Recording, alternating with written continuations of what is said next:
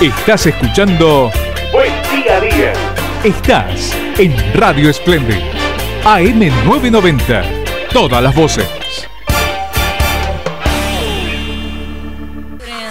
Y como ya contamos, tuvimos el gran placer durante la semana de conversar con uno de los escritores más importantes de la actualidad en la Argentina, de, como después le dijimos, ¿no?, un auténtico bestseller, un hombre que realmente sabe que lo que va a escribir será un éxito por la experiencia que ha tenido, el licenciado en psicología Federico Andajasi, quien fue declarado durante el 2011 como una personalidad destacada de la cultura de Buenos Aires y quien presenta su última novela, su regreso a la ficción, El libro de los placeres prohibidos. ¿De qué se trata, Federico, esta última novela?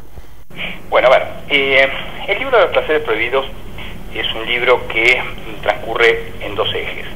Es una novela que está ambientada en la Edad Media, la Alemania de 1455, y coincide con el surgimiento de la imprenta. Y uno de los protagonistas de la historia es justamente Gutenberg. Ahora, a mí me sorprendió muchísimo a la hora de encarar la investigación para este libro, lo cual me demandó varios viajes, entre ellos a varios archivos de Alemania. Descubrí que tenemos una visión completamente escolar de Gutenberg, y en rigor conocemos muy poco. ¿Qué sabemos de Gutenberg? Que fue el inventor de la imprenta, de los tipos móviles, del libro tal como más o menos lo conocemos hoy. Pero sin embargo, lo que nadie se atrevió a decir, no porque no se supiera, sino porque nadie se atrevió a decirlo, es que en rigor Gutenberg no fabricó una máquina para falsificar, para publicar libros, sino precisamente, como decía, hizo una máquina para falsificar manuscritos. Esto hoy suena extraño, pero claro, hay que ubicarse en aquella época. Una Biblia, que era un manuscrito que llevaba 1 o 2 años de trabajo, valía el equivalente a lo que costaba una casa en la Europa de aquella época.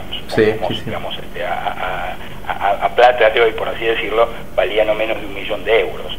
Entonces, curiosamente, cuando uno mira una Biblia de Gutenberg, impresa por Gutenberg, lo primero que llama la atención es que no se diferencia en absoluto de un manuscrito.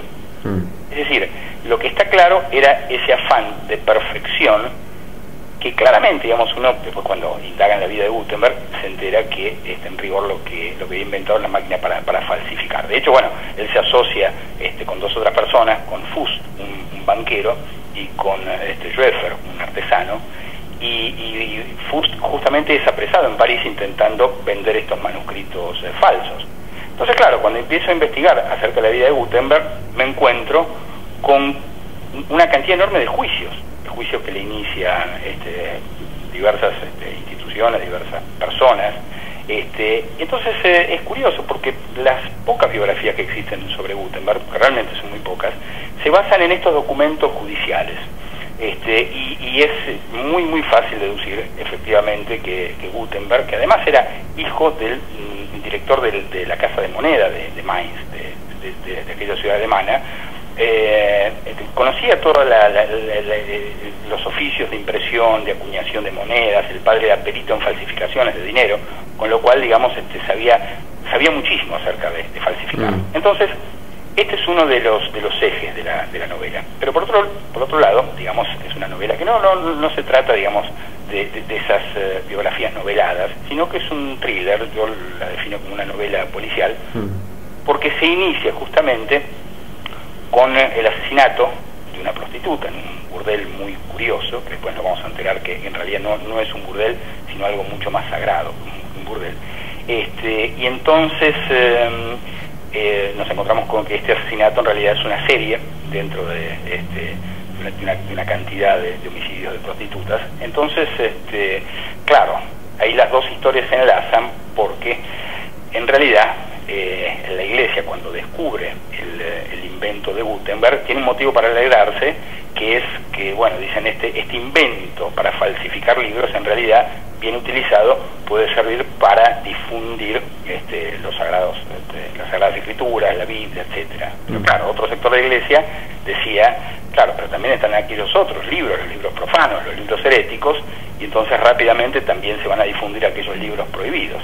Entonces, bueno, el libro de los placeres prohibidos es este cruce en aquella época que marcó el surgimiento del libro, con aquellos libros sagrados y con aquellos libros prohibidos. Federico Andajasi contándonos un poco, resumiendo su último trabajo, el libro de los placeres prohibidos. La verdad que muchos desconocemos la tan interesante biografía de Jonas Gutenberg, y es muy interesante en primer lugar la historia de Gutenberg y en segundo la facilidad y la riqueza de la narración que siempre nos presenta Andajasi. Y hablaba él de otra época de la historia, lo mismo hizo cuando escribió El Anatomista o El Conquistador, y le preguntamos cómo hacía para situarse en aquella época, para poder describirla, para poder escribir sobre eso y mezclar, como decimos, la ficción y la historia. Mira, yo siempre dije que la narrativa, que la novelística es un instrumento sumamente válido para hacer un trabajo de reconstrucción histórica. Yo creo que muchos novelistas, siendo que por supuesto no somos historiadores, por vía de la hipótesis literaria muchas veces conseguimos recomponer esa cadena de hechos que hacen a la historia. Y efectivamente creo que es curioso porque por distintas razones, como te decía, nadie se atrevió a poner en palabras esto, que es un hecho muy fácil de deducir. Entonces, claro, ¿cómo se hace una reconstrucción histórica? En principio se trata de hacer verosímil un escenario, si bien no es necesario viajar y estar in situ en los lugares para hacer una reconstrucción de tal o cual ciudad en la Edad Media, porque podemos viajar en el espacio, pero en el tiempo es imposible. Entonces, por más que uno viaje y vea, me parece que hay algo en el orden de la reconstrucción histórica que no tiene que ver con lo que uno ve y percibe, sino con lo que uno puede investigar y con lo que uno puede indagar. Reconstruir, yo siempre digo, hay varios de mis libros que están siendo considerados para llevar al cine, y claro, ahí es donde los directores y los productores se agarran la cabeza, porque me dicen, sí, se nota que no te cuesta nada escribir, digo que no te cuesta ningún dinero, porque es cierto, reconstruir una ciudad, reconstruir determinados pasajes de la historia, a un escritor no nos lleva más que investigación. Después ahora un director de cine, un productor, eso le cuesta muchísimo dinero. Entonces la gran ventaja que tenemos los novelistas sobre los directores y los productores de cine. Entonces, te decía, si bien es cierto que a mí me es muy familiar la investigación histórica, además me apasiona, me gusta muchísimo desde El Anatomista, ¿no? Sí. Primera novela, recordemos que El Anatomista trata sobre un hecho increíble, y que realmente sucedió, allá por la Edad Media, también en Italia, apareció un personaje que, llamándose Colón, que siendo tocayo de Cristóbal, se declara también descubridor, y él dice haber descubierto el órgano que gobierna el placer y el amor, dice además, en las mujeres. Es decir, el descubridor del clítoris se llamaba Colón, igual que Cristóbal, y además existió, ¿no? Entonces, muchas veces a mí me preguntan los lectores, ¿cómo hago yo para saber qué parte del libro es ficción y qué parte es verdad? Me lo pregunté también con El Conquistador, ¿no? Lo mismo me surgió. El Conquistador mismo. Yo siempre doy una pista. Digo, aquello que parece más inverosímil, curiosamente siempre es verdad.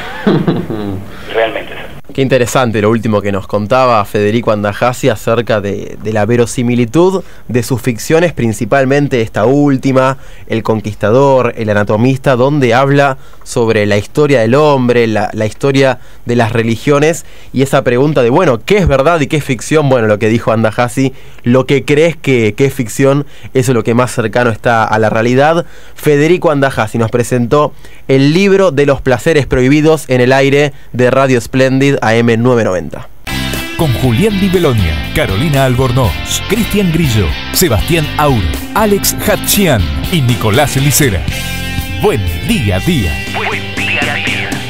Domingos de 9 a 11 por Radio Splendid. AM990. Todas las voces.